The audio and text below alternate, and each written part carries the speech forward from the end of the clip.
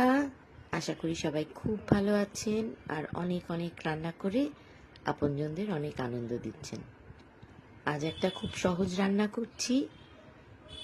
তার জন্য কড়াইতে দিয়ে দিয়েছি তেল, তাতে ফোড়ন দিয়েছি 5 ফোড়ন। 5 ফোড়নটা একটু ভাজা হয়ে গেলেই তার মধ্যে দিয়ে দিয়েছি আলু আর পেঁপে একটু লম্বা লম্বা করে কেটে। এবার আলু আর পেঁপেটা হালকা ভেজে নেব। এই গরমে যত পাতলা খাবার খাওয়া যায়, যত হালকা খাবার খাওয়া যায়, শরীর পেট সবই ভালো থাকে। তাহলে দিয়ে দিলাম লবণ স্বাদ মতো আর সামান্য হলুদ। ভালো করে নাড়াচাড়া করে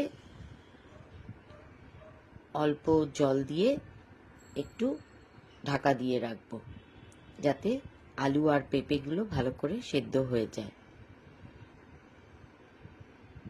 প্রায় 5-6 মিনিট ঢাকা দেওয়ার পর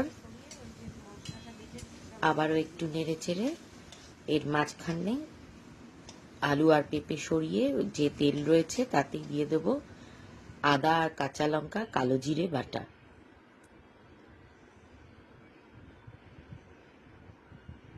এবার আবারও ভালো করে নেড়ে চেড়ে মশলাটাকে একটু কষিয়ে নিয়ে আদার কাঁচা গন্ধটা যাতে চলে যায় তার জন্য সামান্য একটু কষিয়ে নিতে হবে।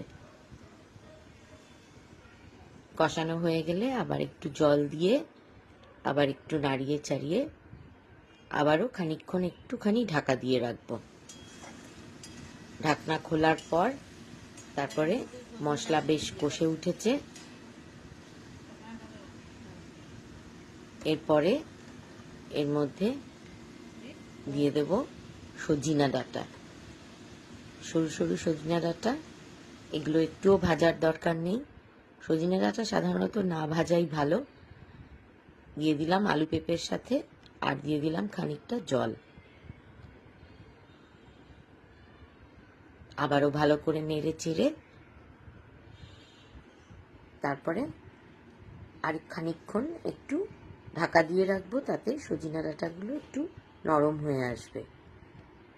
সজিনা ডাঁটা সেদ্ধ হতে বেশিক্ষণ লাগে না, 3 মিনিট ঢাকা দেওয়া থাকলেই যথেষ্ট। তারপরে দিয়ে দিলাম স্বাদ মতো একটু চিনি। এটা একেবারেই পাতলা সজিনা ডাঁটার ঝোল। এই গরমে নিরামিষ পদ হিসেবে ভাত দিয়ে খেতে খুবই ভালো লাগে। আমি কয়েকটা ডালের বড়ি ভেজে রেখেছিলাম, ঝোল ফুটে ওঠার সাথে সাথে দিয়ে দিলাম ডালের বড়িগুলো। এখানে অন্যরকম বড়িও দেওয়া যায়, আপনারা কুমড়োর বড়ি দিতে পারেন কিংবা মটর ডালের বড়া করেও দিতে পারেন। আমার সময় ছিল না, তাই ডালের বড়ি ভেজেই ওর মধ্যে দিয়ে দিয়েছি। তৈরি হয়ে গেছে সজিনা ডাঁটার ঝোল। রেসিপিটা পছন্দ হলে লাইক, শেয়ার, কমেন্ট করতে ভুলবেন না।